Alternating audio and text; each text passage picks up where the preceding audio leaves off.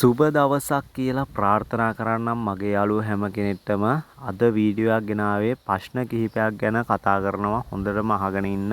ඒ වගේම ඉදිරියේදී රැකියා කාණ්ඩ මොනවද ලැබෙන්නේ කියලා, ඒ වගේම සියලුම අහපු ප්‍රශ්න වලට උත්තර අද වීඩියෝ එකෙන් දෙනවා. ඒක නිසා වීඩියෝ එක ස්කිප් නොකර අවසාන වෙනතුරු රැඳී සිටින්න කියලා ඉල්ලීමක් කරනවා. ඒ වගේම මගේ channel එක subscribe කරගන්න. වීඩියෝ එකට ලයික් එකක් දාගෙන යන්න කියලා පොඩි ඉල්ලීමක් කරනවා. මුලින්ම මතක් කරගන්නම් මං ඊයේ දිනේ දැම්ම වීඩියෝ එකක් මං ඔයාලා මගේ ගාව ලැගේජ් ඒවා 9ක් 8ක් තියෙනවා. ඒක ඔයාලට ලබා දෙනවා කියලා මේ වනතුරු මැසේජ් දාපු අයගෙන් 4 දෙනෙක් තෝරගෙන තිනවා. තා 4 දෙනෙක්ට අවස්ථාව තියෙනවා ඒ බැගේජ් ටික ලබා ගන්න. නොමිලේ දෙන ලැගේජ් ටික කිසිම ගැටලුවක් නැහැ. හොඳටම පාවිච්චි කරලා තියෙන ලැගේජ් ටිකක් එක පාරක් වගේ යූස් කරලා තියෙන කිසිම ප්‍රශ්නයක් වෙලා නැහැ මේ ලැගේජ් වලට.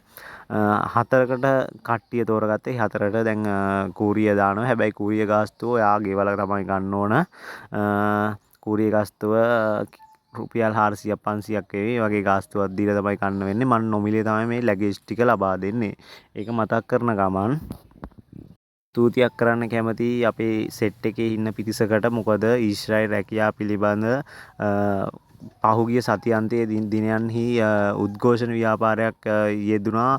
මුස්ලිම් අන්තවාදීන් පිරිසක් ඊශ්‍රායල් රැකියාවන් වලට රාජ්‍ය හරහා යවන්න එපා කියලා ඒකට එරෙහිව නැගී සිටමින් උද්ඝෝෂණයක් කරා අපේ සෙට් එකක් පෙරීදා දිනේ.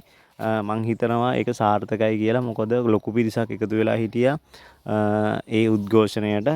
ඒකට මොකද ඒක නිහඬ විරෝධතාවයක් තමයි අපේ සෙට් එක ඉදිරිපත් කරේ. මොකද අපේ රැකියා ටික රැක ගන්න විදේශයාගෙන් ඉල්ලීමක් කරන්න තමයි ගියේ.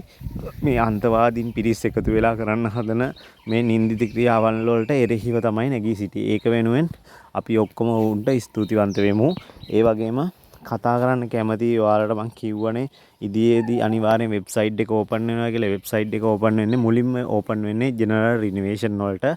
බලාපොරොත්තු වෙමින් ඉන්න ඉදිරි දවස් කිහිපයේ අනිවාර්යෙන්ම ජෙනරල් රිනෝවේෂන් ඒක යටතේ තියෙනවා පොටි අදින්නන්, ඒ වගේම ජිප්සන් බෝඩ් සවි කරන්නන් සහ විදුලි පේනු සවි කරන්නන්. ඉතින් ඒ අයට ඉදිරිපත් වෙන්න පුළුවන්. ඉදිරියේදී රැකියා කාණ්ඩ ලැබෙනවා රිනෝවේෂන්. ඊට පස්සේ අනිත් අංශ වලින් විවෘත වෙවි. ඒක වෙබ් එක ක්ලෝස් වුණාම අනිත් අංශ ඕපන් වෙවි.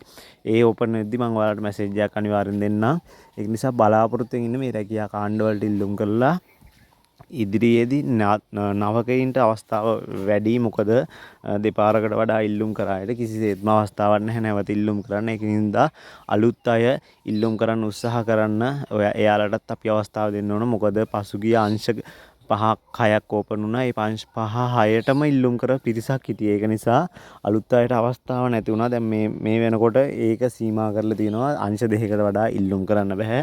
ඒක නිසා ඔයාලා මතක තියාගන්න ඔයාලට සුදුසුකම්ම තියෙන අංශයට ඉල්ලුම් කරන්න. එතකොට ඔයාලට සම්මුඛ පරීක්ෂණ සමත් කරගන්න පුළුවන්.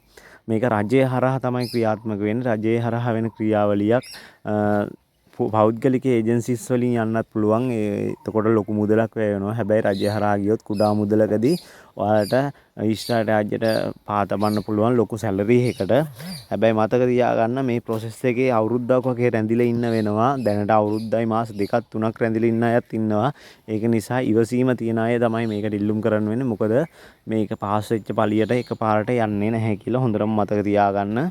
පොඩි කාලයක් ගන්නවා. කාලවකවානුවක් ගත වෙනවා. ඒක නිසා ඒකත් මතක් කරන ගමන් ඔයාලට කියන්නම් තව දෙයක්. මේ දිනයන්හි පැවැත්වෙනවා හොටෙල් හාපන්ශාලා පළවෙනි වටේ සම්මුඛ පරීක්ෂණ. මේ වන විට ඒකෙන් ඉල්ලුම් කරා එකෙන් 130ක් වගේ 130ක් 35ක් වගේ තමයි පළවෙනි සම්මුඛ පරීක්ෂණ වලින් සමත් වෙලා තියෙන්නේ. ඒ කියන්නේ සුදුසුකම් නැති අය තමයි ගොඩක් පිරිසක් ඉල්ලුම් කරලා තියෙන්නේ. ඒක නිසා සහතික වල ගැටලු ගොඩක් අයක තිබුණා. සර්ටිෆිකේට් වල ගැටලු. ඒක නිසා හොඳට මතක තියාගන්න සහතික අනිවාර්යයෙන්ම තියෙන්න ඕන. සර්ටිෆිකේට් අනිවාර්යයෙන්ම තියෙන්න ඕන. නැතුව මේ රැකියාවලට ඉල්ලුම් කරන්න එපා.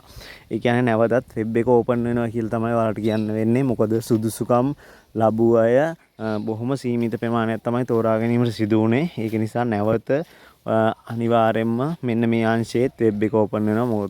මොකද එයාලට කෝටාව සම්පූර්ණ කරගන්න සුදුසුකම් ලත් පිරිසක් තෝරගන්න අපහසුතාවයට පත් වුණා. මොකද සර්ටිෆිකේට් නැතිකමින් සර්ටිෆිකේට් වල තිබ්බ ප්‍රශ්න හින්දා. ඒක නිසා නැවතත් හොටෙල් ආපනශාලා වෙබ් එක අනිවාර්යෙන්ම ඕපන් වෙවි. ඒකදී ඔයාලා බලාපොරොත්තු වෙන්න ඉල්ලුම් කරන්න. හැබැයි ඔයාලට සහතිකපත් තියෙන්න ඕන මේවට එක්ස්පීරියන්ස් සර්ටිෆිකට් NVQ level සහතික තියෙන්න ඕන. ඒක හොඳටම මතක තියාගන්න. එයාලට නැවත ඉල්ලුම් කරන්න පුළුවන්. ඔයාලා බලාපොරොත්තු වෙන්න වෙබ් එක ළඟදිම දිනයකදී ඕපන් වෙනවා අනිවාර්යයෙන්ම. ඊළඟ දේ තමයි පිටරට ඉන්න අය. ඒ කියන්නේ පිටරට සේවය කරන අය ගොඩක් අය මගෙන් කමෙන්ට් දාලා අහලා තිබ්බා අපිට මේ රැකියාවල් වලට ඉල්ලුම් පත්‍ර යොමු කරන්න පුළුවන්ද කියලා. ඔයාලට සුදුසුකම් තියෙනවා නම් අනිවාර්යෙන් ඉල්ලුම් පත්‍ර යොමු කරන්න පුළුවන්. කොහොමද ඉල්ලුම් කරන්නේ? SLBFE වෙබ්සයිට් එකට යන්න. SLBFE කියලා ගැහුවත් ඇති Chrome app එකේ Google එකේ ගැහුවම එනවා. slbfe.com කියලා ගහන්න .lk කියලා ගහන්න අනිවාර්යයෙන්ම එනවා මේ වෙබ්සයිට් එකේ. එතකොට ඔයාලට ගිහිල්ලා ඔයාලට රැකියාවට ඉල්ලුම් පත්‍ර යොමු කරන්න පුළුවන් කිසිම ගැටලුවක් නැතුව. ඒකින්ද හොඳට මතක තියාගන්න ඔයාලට ඉල්ලුම් කරන්න පුළුවන්. හැබැයි ප්‍රශ්නේ තියෙන්නේ සම්මුඛ පරීක්ෂණ වලට ඔයා එනවනම් ඉල්ලුම් කරනවා නම් අනිවාර්යයෙන්ම ඔයාට සහතිකපත් තියෙන්න ඕන මෙන්න මේ කැටගරි වලට ස්කිල් එක තියෙන්න ඕන. ඒ කියන්නේ හැකියාව තියෙන්න ඕන. ඔයාට මේ රැකියාවන් කරන්න හැකියාව සහ ඔයාට සහතිකපත් තියෙන්න ඕන. ඒ වගේම රටවල් වල ඉන්න අයගේ රිස්ක් එක තමයි ඔයාලා අනිවාර්යයෙන්ම ලංකාවට එන්න වෙනවා සම්මුඛ පරීක්ෂණ වලට පෙනී සිටින. සම්මුඛ පරීක්ෂණ සමත් වෙන්න පුළුවන් නම් විතරක් මේක ඉල්ලුම් කරලා එන්න ලංකාවට ඇවිල්ලා ඔයාලට සම්මුඛ පරීක්ෂණ වලට පෙනී සිටින්න පුළුවන්. වැකේෂන් එකක් දාලා ආවනම් ඔයාලට වැඩේ කරගෙන ගිහිල්ලා ආයෙත් නැවත ඊළඟ සම්මුඛ පරීක්ෂණයටත් වැකේෂන් එකක් දාලා එන්න වෙනවා. ඒක නිසා ඔයාලා දන්නේ නැහැ මට කියන්න බෑ ඔයාලට මේකට ඉල්ලුම් පත්‍රය යොමු කරන්න දෙපාද කියලා. ඔයාලා හිතලා මතලා ඔයාලගේ තීරණය ඔයාලා ගන්න. මොකද මේ සම්මුඛ පරීක්ෂණ තුනක් තියෙනවා. පළවෙනි සම්මුඛ පරීක්ෂණය, ඒ වගේම ෆිසිකල් එක, ඒ වගේම අවසාන සම්මුඛ පරීක්ෂණය ඉංග්‍රීසි ඉන්ටර්විව් එක. ඒ නිසා මේවට අනිවාර්යෙන් ඉංග්‍රීසි දැනීමක් චෙක් කරලා බලනවා.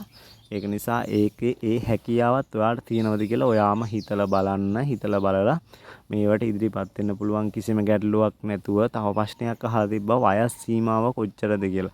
වයස් සීමාව දැනට 25යි 45යි තමයි මේ කට්ටියගේ නිර්ණායකය වෙලා තියෙන්නේ. ඉදිරියේදී වෙනස් වෙන්න පුළුවන් අවස්ථාවක් තියෙනවා. දැනට නම් කිසිම වෙනස් වීමක් දැනුවත් වෙලා නැහැ. අපි වයස අවුරුදු 25ත් 45ත් අතර අයට විතරයි මේ රැකියා කාණ්ඩ වලට ඉල්ලුම් කිරීමේ හැකියාව තියෙන්නේ. ඒක නිසා මේ වෙනස් වුණොත් අනිවාර්යෙන් දැනුවත් කිරීමක් මම කරන්නම් මගේ channel එක හරහා. channel එකත් එක්ක එකතු වෙලා ඉන්න. එතකොට ඔයාලට මේ පිළිබඳ හැමතිස්සෙම එන update ඔයාලට නිරන්තරයෙන් බලා ගන්න පුළුවන්. එතකොට අපි දන්නවා මේ රැකියා කාණ්ඩ වලට ඉල්ලුම් කරන්නේ ගොඩක් මහන්සි වෙන්නේ තරුණ පරම්පරාව. මොකද එයාලා දන්නවා මේකේ තියෙන මේ රැකියාවේ තියෙන විශේෂත්වය සහ මේ රැකියාවට ලැබෙන වැටුප. ඊට පස්සේ ආයෙත් මම මතක් කරන්නම් ඔයාලට ලැගේජ් අවශ්‍යතාවයක් තියෙනවා නම් ඊශ්‍රායල් රාජ්‍යයට යන්න ඉන්න අයට ඇග්‍රිමන්ට් ආපු අයට මගේ ගාව ලැගේජ් 4කට තා අවස්ථාව තියෙනවා නොමිලේ ලබා දෙන්න. හොඳම ලැගේජ් 4ක් මම වීඩියෝ එකක් දාලා ඇති. ඒකත් බලන්න. ඔයාලට ඕන අය ඉන්නවා නම් ඕන අය කියන්නේ දුප්පත්ම ගේමක් ගහ ගන්න බැරි සෙට් එකට මේක මම අනිවාර්යයෙන්ම දෙනවා. කූරිය ගාස්තුව ගෙවලා ගන්න තියෙන්නේ. හරිද? රුපියල් 500ක් 600ක කූරිය ගාස්තුවක් ගෙවලා තමයි මේක ගන්න තියෙන්නේ. ඔයාලට පුළුවන් නොමිලේ මේක ලබා ගන්න මගෙන්. එහෙනම් අදට වීඩියෝ එක නවත්තනම් මොනවා හරි අප්ඩේට් ඔයාලට දැනුම් දීමක් මම කරන්නම් මොනවා හරි අප්ඩේට් ලැබිච්ච ගමන්. හරිද? එහෙනම් හැම කෙනෙක්ටම බුදු සරණයි.